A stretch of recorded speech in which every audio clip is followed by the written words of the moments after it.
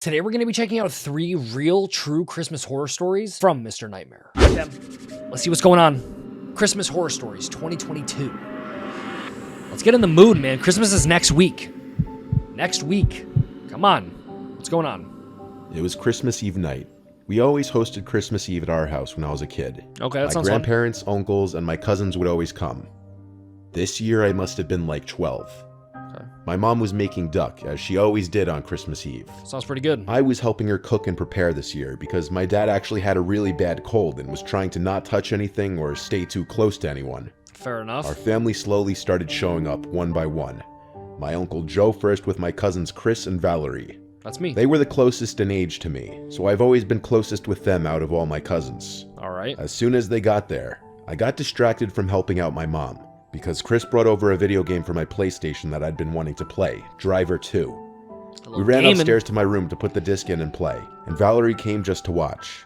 But within a few minutes, my mom called my name up the stairs angrily, ruining the fun. What'd you do? I was hoping she'd just let me play, but she was already stressed from the amount of work that cooking and preparing for a big family is. I could see. So we had to resume playing the game later.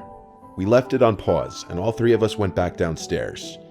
Most family had arrived already. I was juggling saying hi to everybody while helping set up the table and stuff. Within half an hour, the whole family was there, and dinner was almost ready. The table was already set, and half the family was already at the dinner table, including myself. Then I remembered my mom yelling, "Ah, shit." She yelled for me to run to the basement to grab the stuffing, which she forgot to make. Our house didn't have an actual pantry closet, so my mom used the backside of the bar in the basement as a pantry. Okay. I went down to the basement to fetch the stuffing.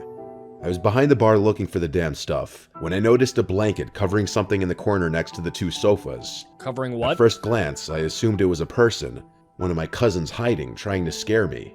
As I walked a little closer, I could confirm it was a person based on the shape of what was underneath the blanket. Well, that's I good. could see the person's head. I stood there waiting to see if they'd react to my not making noise. And they didn't? I was wondering how he or she would know when to jump out to scare me if they couldn't see me under that blanket. Oh no. Suddenly the lights to the basement turned off, and I heard no. the basement door slam shut. I yelled "screw you" to whoever it was, Valerie or Chris.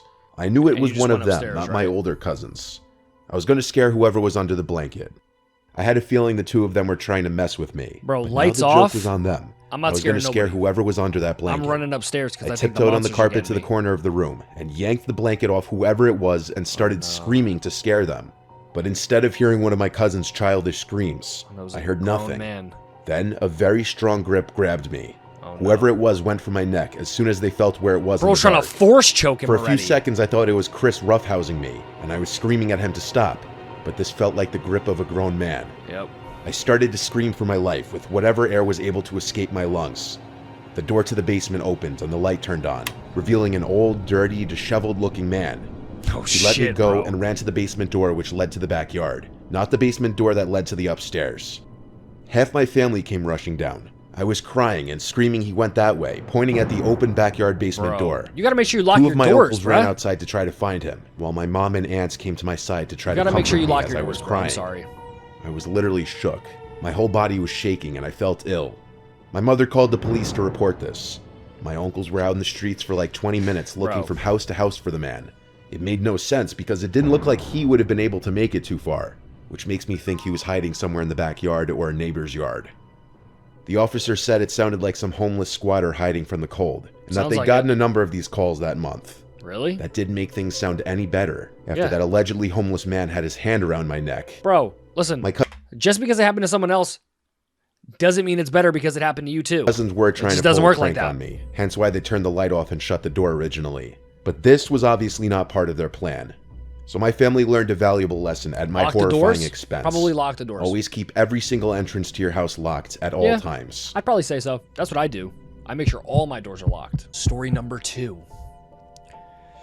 It was Christmas Eve night. I was a little kid.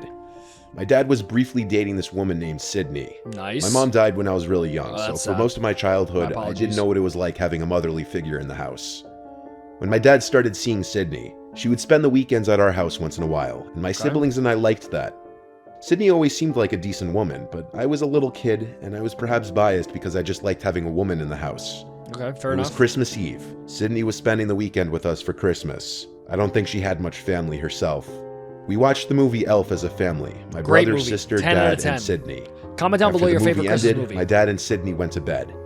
I stayed up with my brother a little later to watch the Polar Express. Around the time the movie ended, Sydney came downstairs to tell us that it's maybe time to go to sleep. I was young, but I was old enough to be suspicious about Santa Claus by now, and I had a feeling it was always my dad putting the gifts under the tree. I don't know you, lady. I went to my room to play video games for a few hours. I snuck out of my room around 12 o'clock to see if the presents were under the tree yet. My bedroom was the only bedroom on the den level, so every other bedroom was upstairs. Dude, I had a the house living like room that and tree before. were on the first level. Scary as I had a flight hell. of stairs above my bedroom. I snuck out of my room and tiptoed up the stairs. I peered into the living room, which was lit up by the Christmas tree. There were presents under there, and there was Sydney under the tree. At first, I thought she was placing the gifts there, and I thought I was right all along, that Santa wasn't real. But I quickly realized she wasn't placing the gifts there. What was she doing? She was shaking them, like trying to figure out what's inside of the boxes. Is she about to steal your She picked presents? up one gift, which was in a gift bag, started digging through it, and pulled out something that looked like it was for my sister, like makeup. She analyzed it and put it back in the bag. So she's looking for money. I didn't know what she was doing. She's looking for the I money. kept watching. I saw her walk to the kitchen and go to the ledge where my dad keeps his wallet. What I saw next, I couldn't believe. Run his pockets. She went through my dad's wallet and took out a few bills and put it in the pocket of her pajama pants. I kept watching as she went into the cabinet above the ledge, the medicine cabinet. She took out what looked to be one of my dad's prescription medication bottles, and she started analyzing it. She opened it, sniffed it, and then looked to her left, right at me. It was as if she was about to do something very bad and was checking that the coast was clear She was first. about to pop a She saw me right away. Her eyes widened, and she put the bottle back in the cabinet. Yeah, I seen you. I hurried down the stairs back to my room and crawled into bed. I seen with you, my little Sydney. kid mind thinking I somehow could still pretend to be asleep. I seen you. Seconds later, the door creaked open and then shut. He's about I to didn't get got. look, but I didn't know if she entered the room or not. He's about to get got. A few minutes passed, and I finally felt it was safe to check if she was gone. He's about to I get looked got, up, bro. and Sydney was standing right over my bed. I gasped and almost screamed. She looked down at me. All I could see was the silhouette of her figure, making the sight of her even creepier.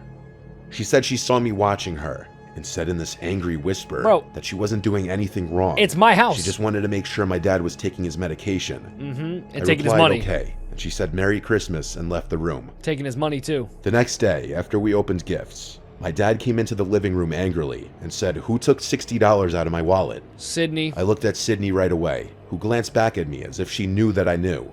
At that moment, I didn't tell my dad what I saw. But later that day, when my dad was still angry at my siblings and I, thinking one of us did it, I told him the truth of what I saw. As you should. My dad didn't believe me at first, but when I told him that she was going through his medication too, he started to believe me, because why would I lie about that? Yep. Later that night, this created for a rather loud conversation between the two of them. But shockingly, my dad didn't ask Sydney to leave. She didn't admit to stealing his money, and I think my dad simply didn't know what to do. That night, I had my bedroom door locked, which my dad always told us to never do. I just felt safer with it locked that night. Hell Thank yeah! God I did lock it, because around the same time as the night before, Don't tell me the she came doorknob to in. my bedroom door jiggle a few times. She was gonna kill him. It was undoubtedly her. She's gonna The kill him. next day, I confirmed when I asked my dad if it was him, and he said no. After she left that night, I begged and pleaded my dad to not have her over anymore because she scared me, and it looked like she was going to do something to his medication. I'm grateful my dad listened to me because he stopped seeing Sydney shortly after that. Damn right. I wonder what she was actually going to do to his medication if she didn't notice me watching her. She was probably gonna spike it or something, and then she was gonna come into your bedroom, jiggling the lock, and she was gonna kill you because you were yapping your yapper, kid. Can't trust nobody. Christmas night of 2021. It was a Okay. Saturday night. I went up to Vermont to be with my family for the holiday and stay with them for the weekend. Nice place. I was staying there from Saturday, Christmas Day, to Monday. Okay. For Christmas Eve, I went with my girlfriend to her family's gathering. For actual Christmas, I'd be with mine. She didn't come with me, though. Our Christmas gathering wasn't huge, since our family's so spread out over the East Coast. It was my parents, my older brother, his girlfriend, my aunt and uncle, and myself. The house is big enough to accommodate all of us. We all did our family tradition of watching a movie together after dinner with the fireplace going. What'd you watch? This year we watched Bad Santa, one of my dad's favorite Christmas movies. After the movie, we had pumpkin pie and ice cream, and afterwards played cards. Okay. Around 11, everyone started to get situated wherever they were sleeping. My brother and his girlfriend took one of the 2 spare bedrooms. Fair. My aunt and uncle took the second. Okay. There was a nice pull-out couch in the living room that I'd be sleeping on, which I did not mind. I liked being able to sleep by the fireplace and tree. It was very cozy. I had the TV on as I was nodding off. When I felt that I was about to fall asleep, I turned off the TV and Christmas tree lights. The fire was breathing its last breaths, and the room was just about pitch black.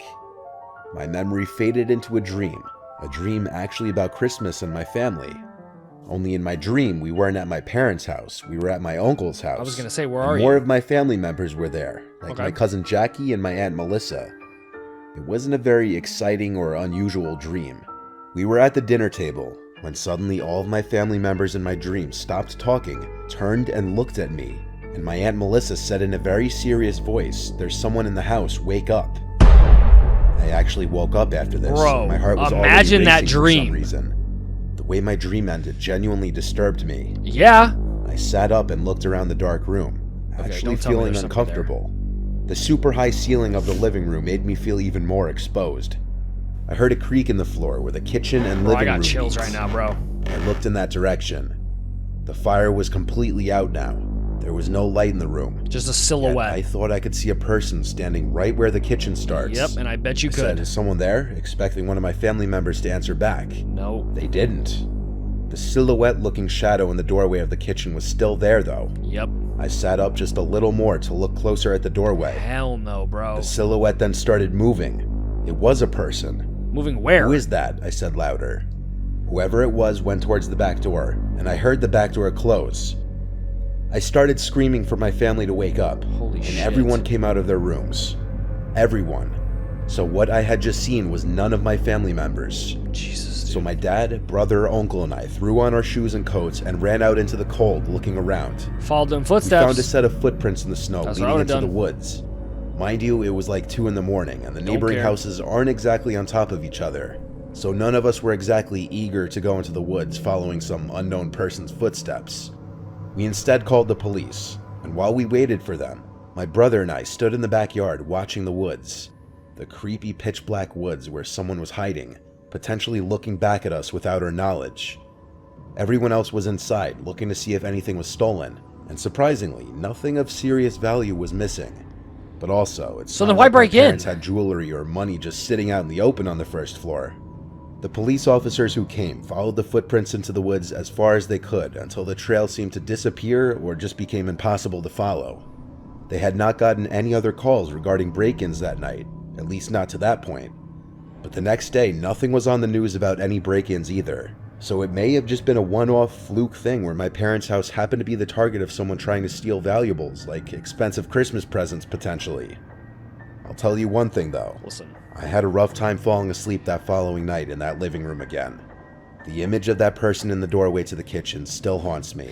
Listen, what's the point of breaking into somebody's house if you're not going to steal anything? You know what I mean? Does that make sense? Like, I'm not breaking into anybody's house because I'm not stealing anything and I'm not killing anybody. But people are just out of their mind. Doesn't matter holidays or not. People are evil. People are absolutely evil. But hopefully you guys did go enjoy today's video. If you did, don't forget to smack a like on it. That'd be greatly appreciated. Comment down below your thoughts and comment down below your favorite Christmas movie in the comment section below. With all of that being said, my name is Chris, and of course, I will catch you guys on the next one. Peace.